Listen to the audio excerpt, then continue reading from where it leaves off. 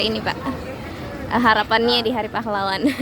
Hari Pahlawan ini kan yang ke-77 ini momen selain kita memperingati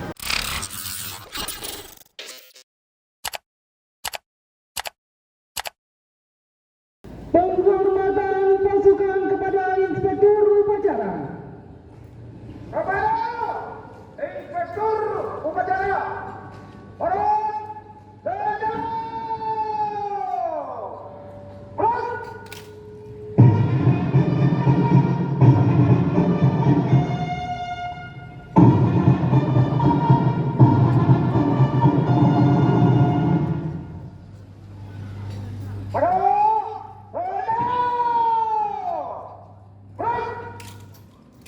Inspektur Upacara meninggalkan mimbar upacara.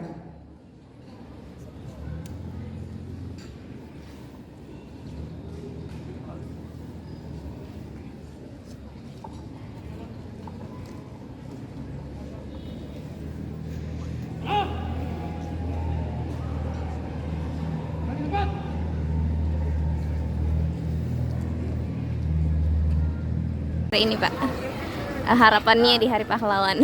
Hari Pahlawan ini kan yang ke-77 ini momen selain kita memperingati jasa-jasa pahlawan kemerdekaan bangsa Indonesia, tapi yang penting untuk kita sekarang, yang generasi sekarang, adalah bagaimana mengisi kemerdekaan yang telah diperjuangkan dengan darah, pengorbanan yang luar biasa oleh para pahlawan kita.